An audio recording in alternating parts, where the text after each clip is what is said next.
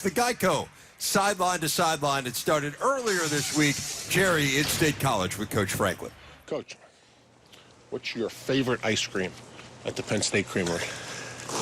You know, I'm a guy that likes to be detailed and thorough, and I haven't been through them all yet.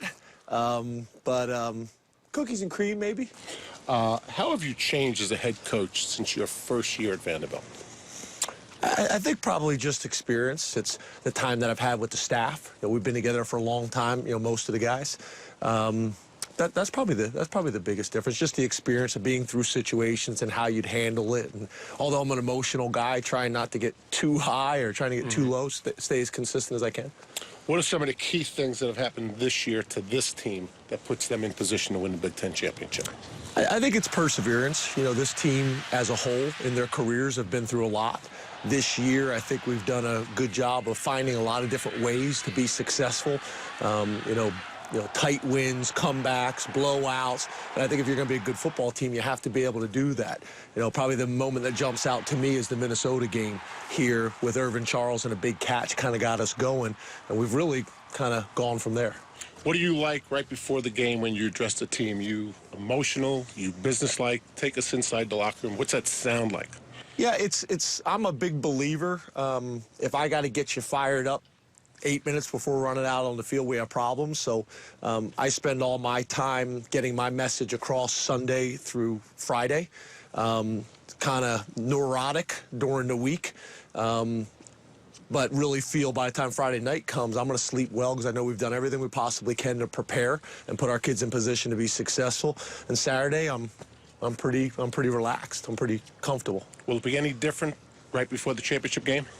No, and I think it helped. I went and had a chance to work the game last year, so kind of got some perspective, from that. But I think you'll have one of those moments when you first run into the stadium that you have a feel and you're excited and you kind of take it all in for about 7 seconds, and then you move on. So I think our kids will take the same approach.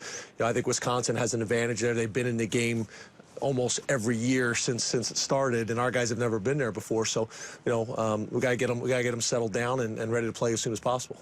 Thanks, Coach. Appreciate Thank you. Really appreciate it, Coach. And now let's go to Madison, where I think Howard's going sideline to sideline with Paul Chryst. Thanks, Coach DiNardo. Normally, Coach Chryst, we're doing this sideline to sideline thing. I don't know why a coach would ever want to go sideline when you need to go to the end zone. That's what you want. You want points. You have figured it out. Exactly. I don't know about my guy, Gerry, but that's okay. Coach, tell me, at what point did you know this team had a chance to be special? The first game against LSU, as much the way they played and the way they approached it, I thought, you know what, we got a chance. There was a word that kept coming out, opportunities. But it had special meaning for you guys this year, didn't it? Well, the helmets were guaranteed 12 games. But for the kids, they're not. Chris Orr, he got one snap. Right. So Vince missed a couple games. You got to take advantage of every day because we're not guaranteed anything else. And if you can take advantage of that, you're seizing the opportunities. The Badgers have spent a lot of time in Indianapolis, since the Big Ten championship game has started. Have there been things you guys have learned that you've been able to implement that are probably going to help you?